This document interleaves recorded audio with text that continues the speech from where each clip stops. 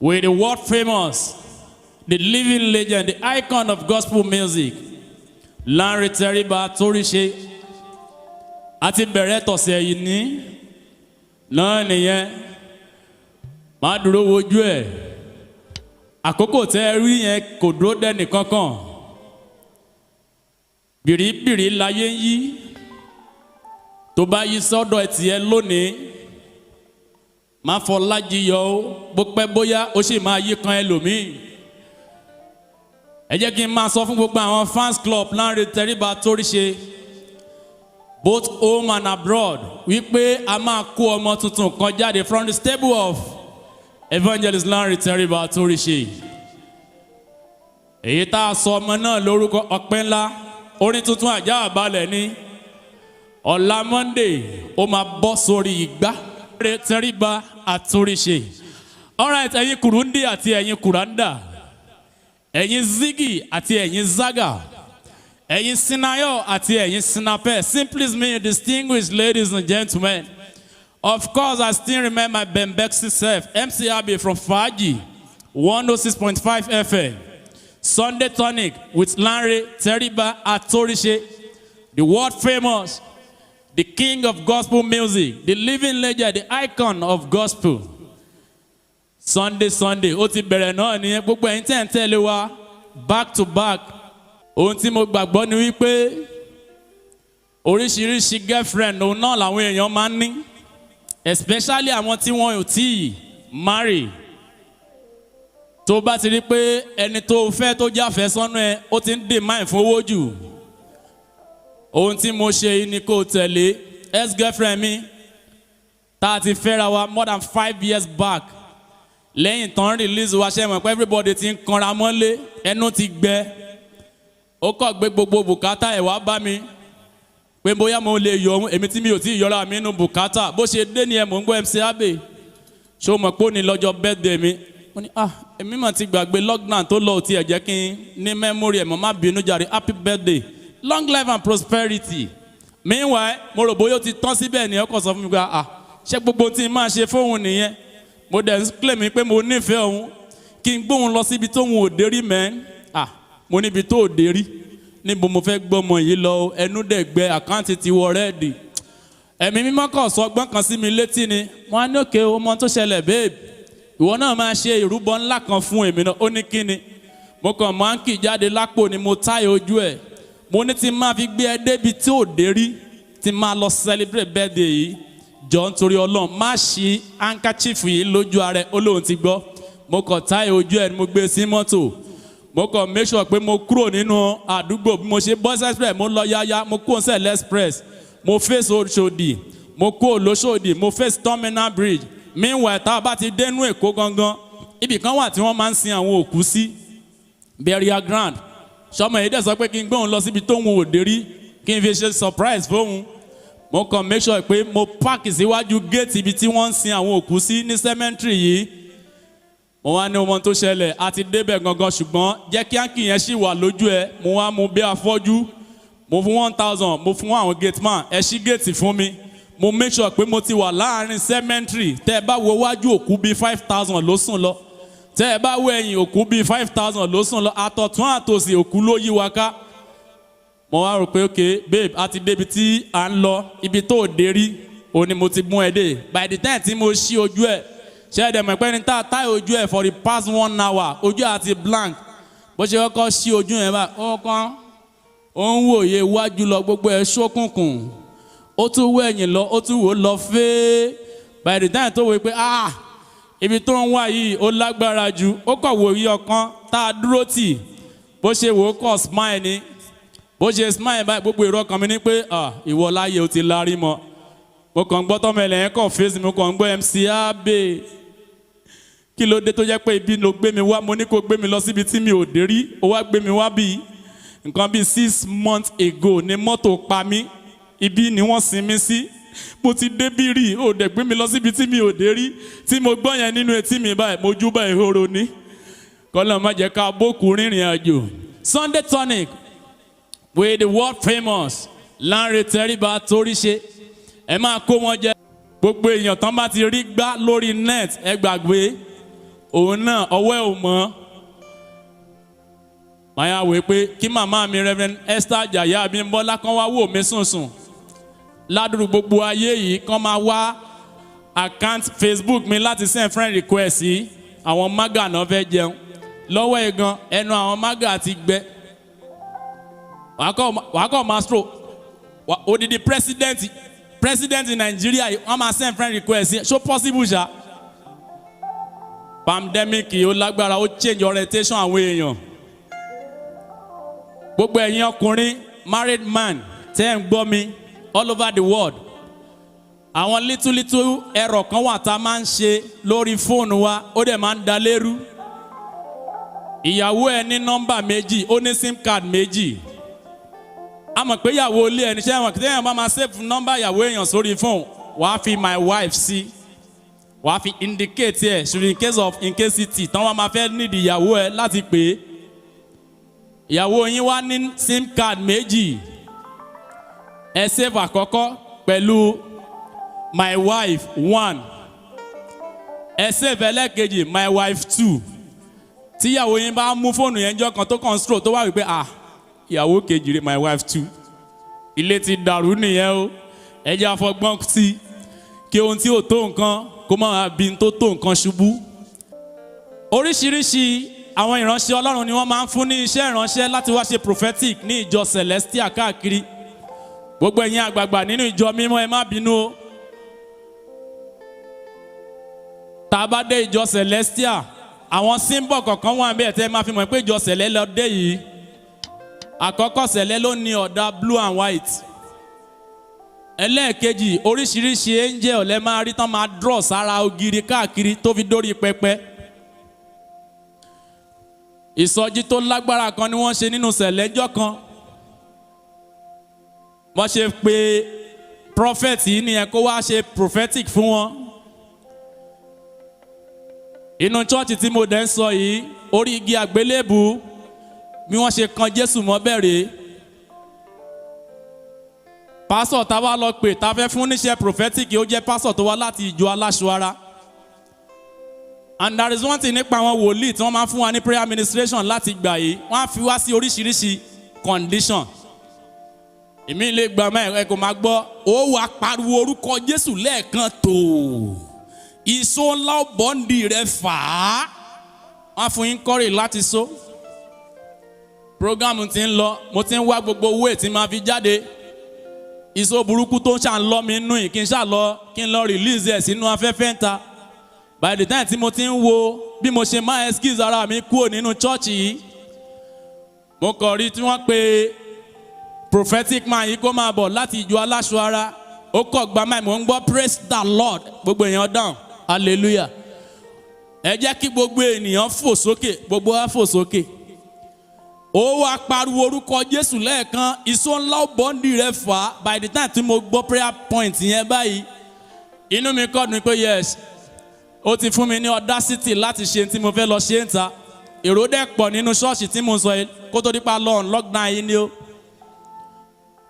Bó ṣe release àdúrà yẹn ká wọnú àdúrà yẹn lọ báyìí mo kọ́ ra yẹ ẹsẹ̀ sẹ́gbẹ́ kan. Ṣé ẹ̀mí pa àwọn só kan wà atẹ́gùn là bá jáde kò ní pariwo ṣùgbọ́n wọ́n rùn ju ẹyin òbu lọ. By the time tí mo release ẹ̀ báyìí ọjọ́ náà mo mọ̀ pé iṣó máa ń jáde bíi áńgẹ́lì iṣó yẹn kọ̀ jáde lára mi ní. Ó wá bẹ̀rẹ̀ sí ní fò. Ó yẹ kí iṣó dó iṣó stop iṣó tún pọ̀ sí. Ẹ máa rò bóyá wọ́n fi tùràrí nínú ṣọ́ọ̀ṣì yìí ni.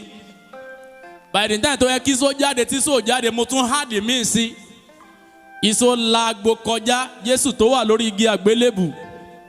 By the time tí iṣó máa ká mọ́bẹ̀ mo kàn kọ́kọ́ rí i pé ọwọ́ kan kọ́kọ́ já kúrò lórí cross ó fi lé mú.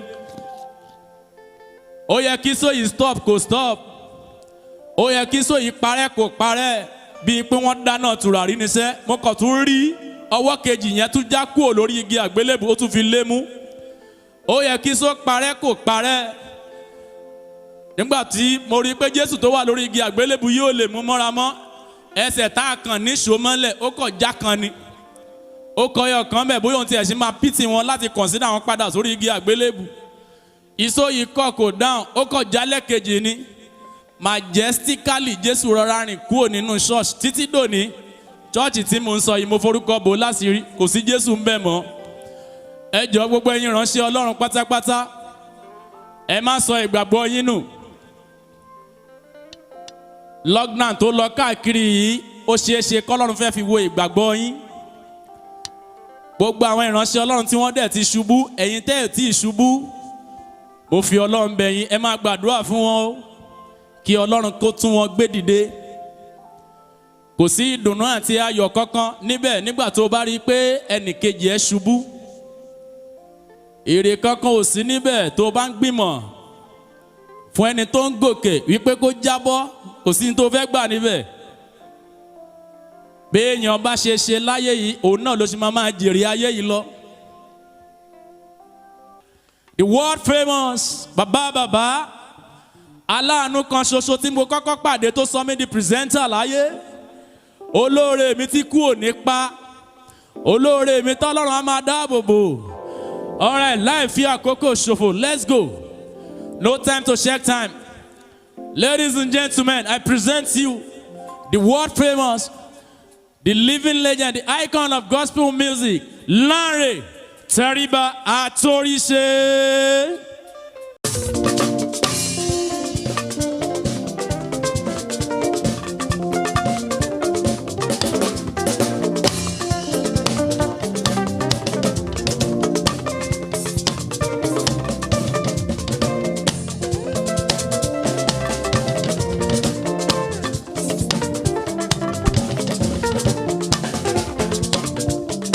Thank you. Ọlọ́run tí a kò lè dá dúró, mo gbé ọ̀gá o. Ọlọ́run tí a kò lè dá dúró, mo gbé ọ̀gá o. Ọlọ́run tí a kò lè dá dúró, mo gbé ọ̀gá o. Ọlọ́run tí a kò lè dá dúró, mo gbé ọ̀gá o. Ìbànújẹ́ gbà kan. Mo ní ó ti mú mi gbàgbé. Ìbànújẹ́ gbà kan. Ó yá gbogbo tèmi ń dúpẹ́ lé lórí màá ló yé mi.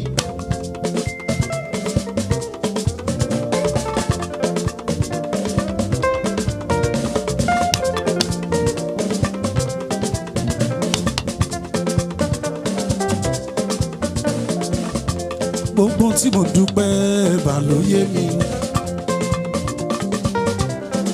Thank you. Èṣù jẹ́ wọ́n máa mọ̀kù lórí ayé mi. Ọba tí kò yí padà ó ṣe ó bàbá.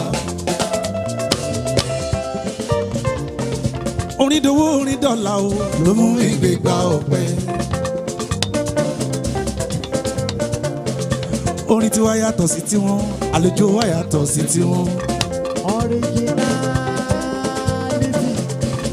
Àlùwàlá nílé ayé ara mi ó gba sùúrù ẹni sùúrù mo ń bọ̀ bí o bá tásìkò ìrun mùsùlùmí ò gbọ́dọ̀ kí.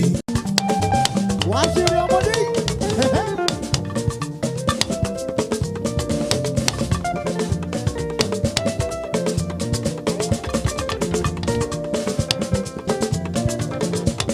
Àlùwàlá nílé ayé ara mi ó gba sùúrù. Bí o bá tásìkò ìrun mùsùlùmí ò gbọ́dọ̀ kí. Orin dowó orin dọ́là o ló mú mi gbégbá ọpẹ́. Orin wa yàtọ̀ sí tiwọn, àlùjọ wa yàtọ̀ sí tiwọn.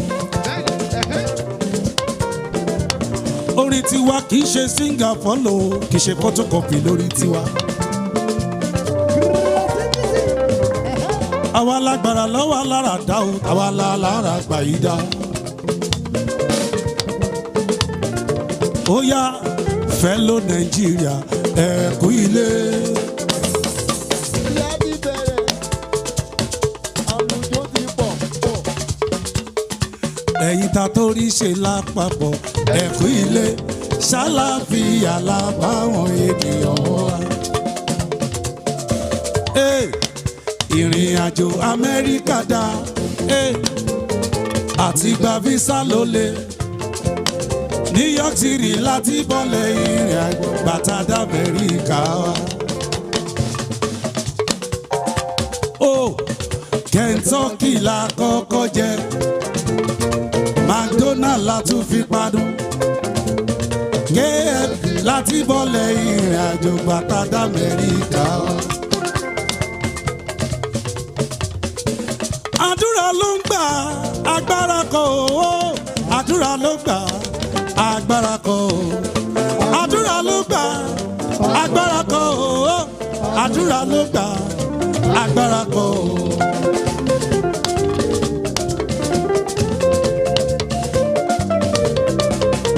Torí náà àwa làpá lágogo kò mí aró.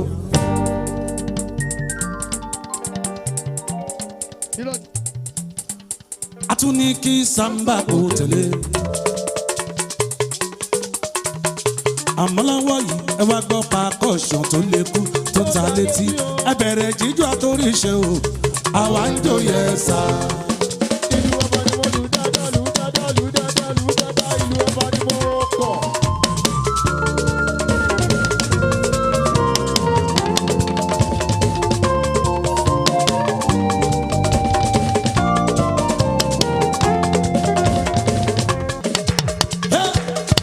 Elédùmarè ọba mímọ́, mo ní pé ìrànlọ́wọ́ aláìlẹ̀ nìkan kan o, ìrànlọ́wọ́ aláìlẹ̀. Níbo lójú rẹ̀ wà? Àfẹ́ríọ́ ojú àánú rẹ̀ dá sọ̀kalẹ̀ wá. Ọjọ́ lọ lórí mi, ó ti wá rẹ̀ ọkàn mi, ìrànlọ́wọ́ aláìlẹ̀ nìkan. Mọ̀sán méjì rẹ̀ mọ̀ sáyé ká mímọ́ mímọ́.